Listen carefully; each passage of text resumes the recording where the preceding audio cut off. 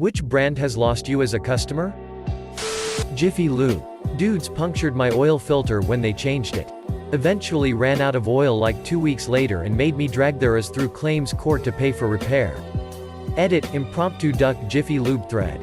Edit 2, man this company sucks. Edit 3, never mentioning Jiffy Lube on Reddit again. I struck a nerve. Edit 4, PLS stop commenting. Progressive. A lawnmower hit my parked car during work last year and it was terrible dealing with Progressive.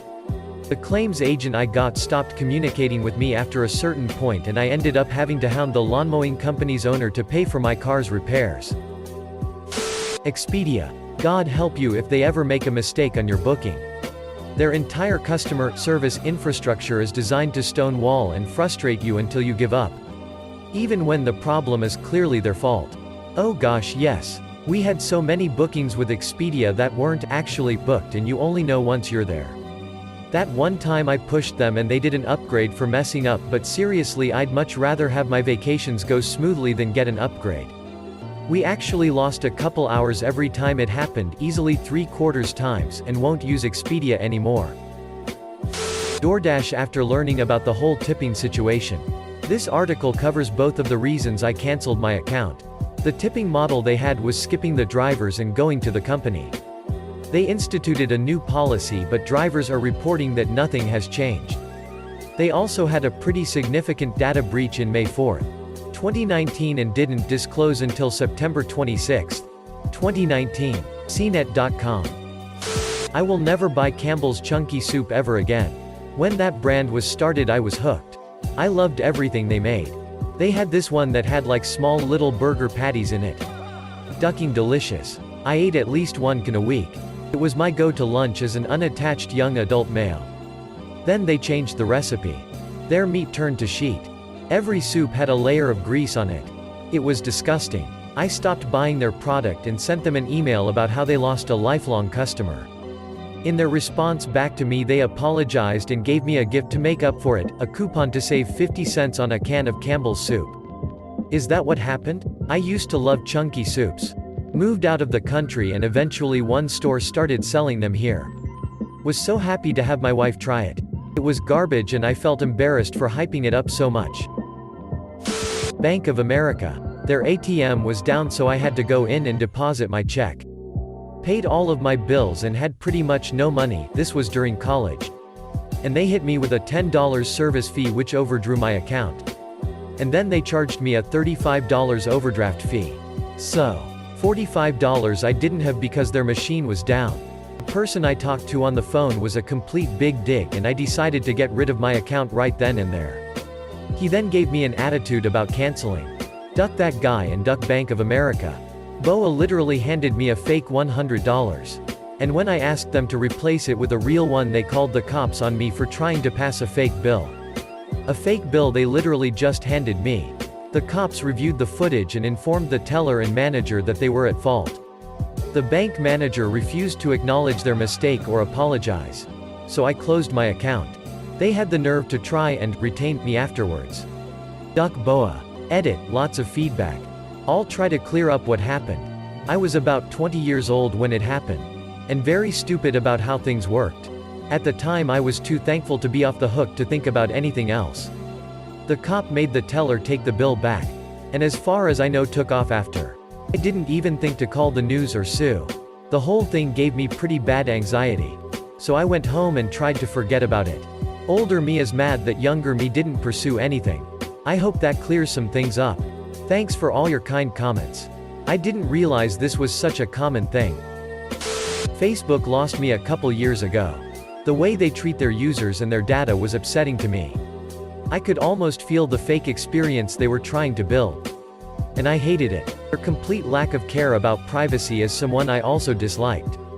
And so I decided to avoid them. Edit, stop saying, you're not a customer, you're its product. It's a service. Provided by a company.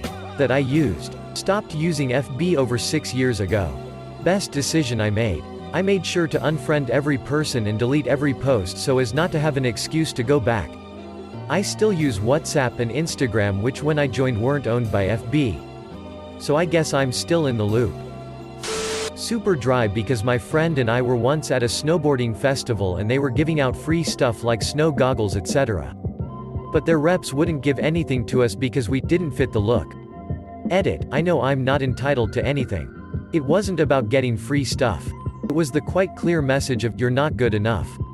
Might please you to know they filed for bankruptcy in Norway then. Victoria's Secret. In my 20s everything I owned was from VS. Over time I realized the quality was declining and the prices were absurd. I would have reactions to whatever they treated the fabric with and that was the last straw. I stopped buying from them. Edit, there's so many responses asking what I switched to. I like ThirdLove for bras. They have half sizes and as long as you don't remove the tag you can send back. I sent back 2 before I got my current fit. For underwear I like the boy shorts at Packed Apparel. I'm mindful of where my clothes come from and Packed was a choice I made a few years ago and am still happy with. You will have to be mindful of your washing cold water wash and tumble dry. I'm not in my 20s anymore so these things better suit my tastes and concerns. I have yoga pants in my closet nearly 10 years old from VS that are barely showing wear. Meanwhile the last 3 times I've been there I've worn my things out in less than a year. The quality has declined so much more than any other brand I've owned. Any brand that excessively advertises with 30-second unskippable ads has made me solemnly vow to never buy that product. Edit, thank you for the silvers. Edit, thank you for the platinum. I didn't expect this to blow up so much. Now let's hope some companies saw this. Also those awful only 1% make it to level 10 ads, I absolutely hate those. Wells Fargo. They have annual scandals where they duck over their customers. I've refused several lower interest rate mortgages from them by telling my broker that they're pieces of shit and to exclude any offer they make, regardless of how attractive it is. Edit, I suggest that you freeze your credit with all 3 credit bureaus. Basically the dumb duck Wells Fargo workers will use your personal info to open accounts or credit cards or mortgage or whatever the duck their pathetic asses think will earn them extra commission. That way one of these dipshits will get denied and the only way they can open an unauthorized account is by calling you to request you remove your security freeze. Let them know that you'd be happy to do so once they come by your house and suck your big dick. Nestlé. As soon as I was old enough to realize what they do I hate them. Good luck avoiding everything they sell. It's more than just Nestle brand lol. Adobe. I never liked their subscription model and then when administering licenses, the keys themselves end up being corrupted and then you have to go through a tedious process to have them all corrected again. Sub-models on popular software always suck. Edit, rip inbox. And thanks for the gold. So a lot of people were wondering about alternatives. I saw that a lot mentioned Affinity, which is a preferred program to use in place of Photoshop and Illustrator. So here's a list of the programs that you can use instead of Adobe. Adobe Photoshop, Illustrator, InDesign, Affinity Suite. Adobe Premiere, DaVinci Resolve, Blackmagicdesign.com. Adobe Audition, Ableton Live. Adobe Reader, Acrobat, Foxit Reader or Nuance Power PDF. Spectrum. Worst customer service with a constant rising bill. Unfortunately some areas, like mine, are between that or AT&T 100 Mbps versus 10 Mbps only. Sprint. Recovering from surgery. Sedated in a hospital. Over 8 years ago. I had a pre-smartphone and no data plan. Accidentally pushed some sort of internet button that literally brought up Sprint's homepage. When the $450 bill arrived they refused to budge. I was within the 45-day cancel for full refund stage. This was a 2-year contract for my family of 6. I returned the phones and canceled the agreement but they refused to waive the internet charge. After talking on the phone with an escalation call center for over 4 hours I agreed to pay but vowed they would never see another penny from me. One of a very small number of companies with a lifetime blacklist. I've paid my replacement carrier nearly $20,000 in the meantime. If Sprint ever merges with my carrier, they've tried a few times now. I will leave. If I go to a prepaid network, I will research to make sure whatever I use is not a rented Sprint network. Not one penny. And I tell this story to anyone that will listen. I went in a Sprint store to cancel my family plan. My husband ported his number but I didn't as I wanted a new number on Verizon. I got a bill the next month. They didn't cancel my phone plan. When I called and complained, they said I had no proof that I went and asked for it to be cancelled in the store. I talked to so many people and eventually someone accepted the fact that I hadn't used 1 minute of talk or data in the past month and that my husband's line was cancelled as an acceptable answer. They still made me pay like $25 and said they couldn't retroactively cancel my line but could make it inactive or something stupid that cost the fee. So annoying and dishonest. Bank of America. Finally quit them after being nickel and dimed, continuous $12 to $35 fees for 20 years. Much happier with a financial institute that is both cheaper for me and ethically less shady. American Airlines. The explanation has been delayed for tomorrow or next year. IDK or ducking care. Doug Parker has been the worst thing to ever happen to AA. I live in Dallas and I'm executive platinum with them and still get treated like shit. They keep retrofitting their aircraft to add more seats and less room and still have the nerve to tell us consumers that it's what we want. Their metrics are the worst in the industry. Parker will hopefully be tired Q1 next year when they miss their number horribly. Tim Hortons. It is so ducking gross now. Stale donuts, nasty coffee and stupid menu ad changes every couple months.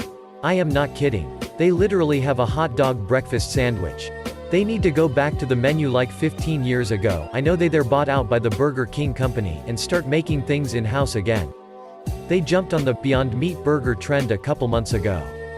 But why would you buy a burger at Tim Hortons of all places when you could go to a burger place to get one fresh? They jump on a vegan, veg meat trend but blatantly ignore people asking for dairy-free options on social media. Or they tell them to ask for it at their local location, which goes nowhere. Of course they try to blame millennials. But I think every generation is sick of the shitty quality now. Basically them being bought out ruined them. Edit. I'm happy so many Canadians agree and are speaking the truth. We know what we like. And shitty coffee and forced representations, isn't it? Edit 2. Tim Horton reps. Stop downvoting the honest answers. Ya done ducked up. Accept your fate, you hoser. This is a joke on the obvious Canadian importance. Edit 3. Let me say this once, grilled cheese. But they put cheese on the outside of the sandwich? I wish I was joking. And wow, calm down. Who knew calling out Tim Hortons would result in so much anger? Edit 4. Apparently edits are cancer in the Reddit community. But some of the PMs I received in regards to working for Tim Hortons and the terrible job experiences are pretty astounding. It's disheartening to hear it's just not about the quality of products. Panera Bread. Almost $50 for a couple of small sandwiches and some soup. Most of the food is good. But not for that price. Exxon still hasn't cleaned up Alaska after the oil spill. 30 years later. Edit. I have learned a few things from this post. It doesn't change how I feel about Exxon. Though. Levi's. Since they went public the quality has dropped considerably. Wells Fargo. Our first mortgage was through them. After a couple years I get a call on the 2nd of the month telling me my mortgage was due. I told them I had until the 15th. They told me that was a grace period and their investors preferred I pay on the 1st. I told them I would make sure I never paid it before the 15th ever again and their investors could eat a bag of big digs. We paid the mortgage at 4:30 in the afternoon on the 15th or closest prior weekday for the next 5 years at the local branch, which was a half-mile from the house. Good times. I dropped them after the whole thing where they got caught signing members up for services they didn't want directed by their higher-ups and then fired a bunch of low-level tellers and bankers to compensate. Duck that bank. USAA forever. They lost. I pulled my family's checking. Part of our savings and one of our auto loans. I'm sure they don't care but I feel better about the situation. Edited for clarity.